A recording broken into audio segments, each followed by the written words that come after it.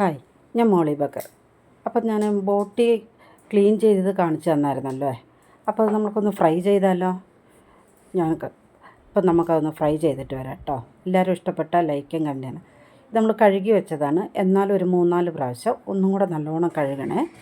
ഉള്ളി, പച്ചമുളക്, ഇഞ്ചി, കറിവേപ്പില, പിന്നെ കൊത്തിയിടാനുള്ള തേങ്ങ, ഇതൊക്കെ ഒക്കെയാണ്. ഇത് ഇതിലിട്ടിട്ട് നമ്മൾ മഞ്ഞൾപ്പൊടി ഉപ്പിട്ട് വേവിച്ചെടുക്കാം കേട്ടോ. ഇത് 3-4 പ്രാവശ്യം നല്ലോണം കഴുകിയിട്ട് മഞ്ഞൾപ്പൊടി, ഉപ്പും നമ്മൾ ഉള്ളിയും പച്ചമുളകും ഇഞ്ചി കറിവേപ്പില ഇതെല്ലാം കൂടെ ഇട്ട് ഒരു 8 വിസിൽ വന്നോട്ടെ കേട്ടോ. 8 വിസിൽ വരെ നല്ലോണം ഒന്ന് വെന്ത് കഴിഞ്ഞിട്ട് ഞാൻ അതിൻ്റെ വെള്ളം ഊറ്റി കളയും. അപ്പോഴേ നമുക്ക് നല്ല ഫ്രൈ ആക്കി എടുക്കാൻ പറ്റുള്ളൂ. അല്ല ചാറാക്കി. അപ്പോൾ അതിന് ദോശയാണ് കേട്ടോ. ദോശ ബോട്ടി ഫ്രൈയും കേട്ടോ. അപ്പോൾ ഇന്നലെ മാർക്കറ്റിൽ നിന്ന് വാങ്ങിയ മുരിങ്ങക്കായ അതും കൂടെ ഒന്ന് ക്ലീൻ ചെയ്തൊന്ന് വേവിച്ചെടുത്ത് വെക്കാമെന്ന് വെച്ചു. ഞാനൊരു പകുതി വേവിയിൽ വേവിച്ച് എടുത്ത് വയ്ക്കും കേട്ടോ. അപ്പോഴത്തേക്ക് നമ്മുടെ ബോട്ടി വെന്ത് വന്നേ. അതിൽ വേറെ മസാലയൊന്നും ചേർക്കില്ല. കറി മസാല, കുരുമുളക് പൊടി.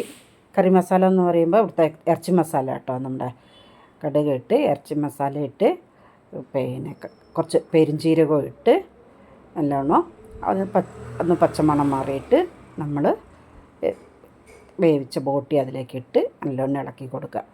നല്ലോണം ഇളക്കി വെച്ച് നമ്മൾ കുറച്ച് തേങ്ങാക്കൊത്ത് കുറച്ച് നല്ലോണം ഇട്ടോട്ടോ.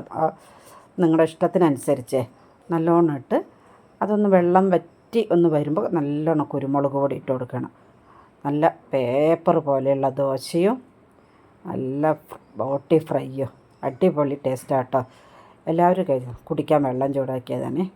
ദോശ കണ്ടോ, നല്ല പേപ്പർ പോലെ ഉണ്ട്. ഇതാണ് നമ്മുടെ ബോട്ടി ഫ്രൈ.